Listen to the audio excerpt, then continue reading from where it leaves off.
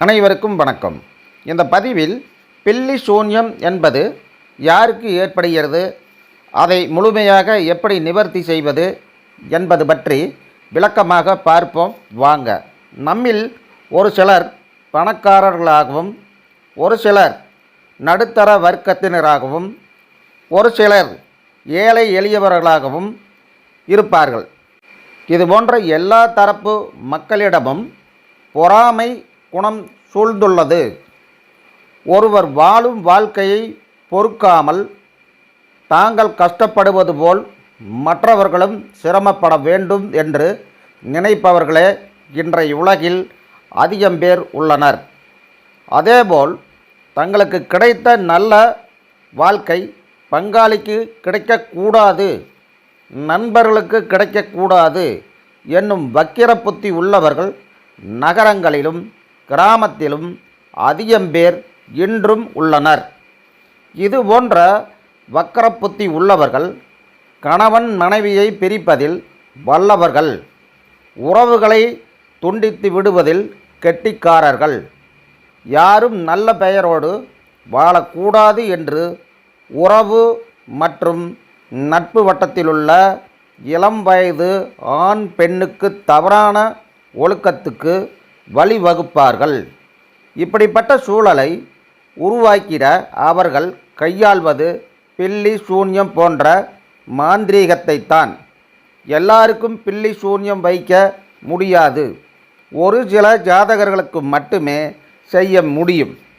இதற்கு மாந்திரீகர்கள் துணை போவார்கள். இதன் மூலம் அவர்கள் பெரும் பணத்தை திரட்டி கொள்வார்கள். ஒருவரது ஜாதகத்தில் லக்கணத்திற்கு 10வது வீட்டில் சூரிய பகவானும், 6ஆம் இடத்தில் செவ்வாய் பகவானும், 12வது இடத்தில் சனி பகவானும், 2ஆம் வீட்டில் ராகு பகவானும் இருக்க பிறந்தவர்கள் மீது மட்டும் பில்லி சூன்யம் ஏவல் முதலிய செயல்களை செய்வார்கள், செய்யவும் முடியும்.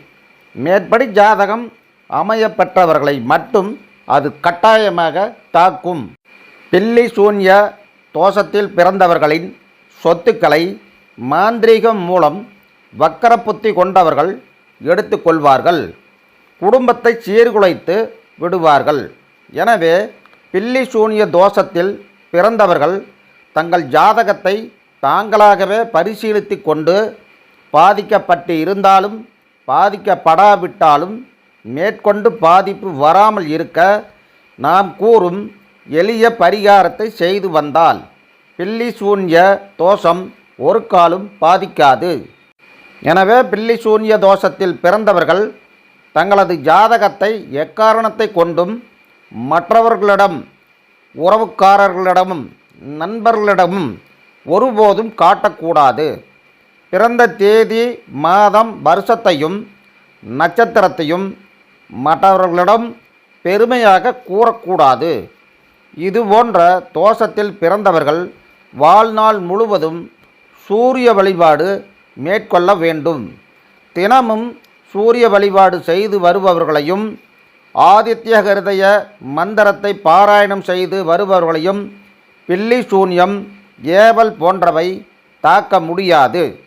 மேலும் நடைமுறையில் பில்லி சூன்யம் ஏவலால் பாதிப்பு உள்ளதாக கருதுபவர்கள் அருகிலுள்ள ஐயனார் கோவில் அல்லது காளி கோவிலுக்கு 9 செவ்வாய்க்கிழமைகள் சென்று வணங்கி வந்தால் பில்லி சூன்யம் ஏவல் இருந்தாலும் விலகி ஓடிவிடும்.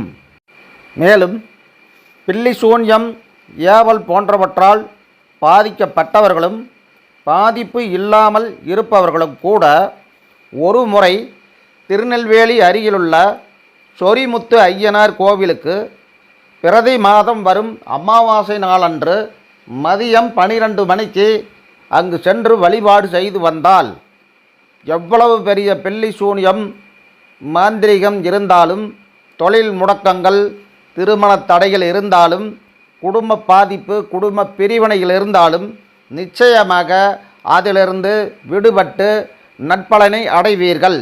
சென்று வாருங்கள், வெற்றி பெறலாம். தங்களுக்கு இந்த பதிவு பிடித்திருந்தால் லைக் பண்ணுங்கள், ஷேர் பண்ணுங்கள், கமெண்ட் பண்ணுங்கள். அடுத்த பதிவில் விரைவில் சந்திக்கலாம். நன்றி, வணக்கம்.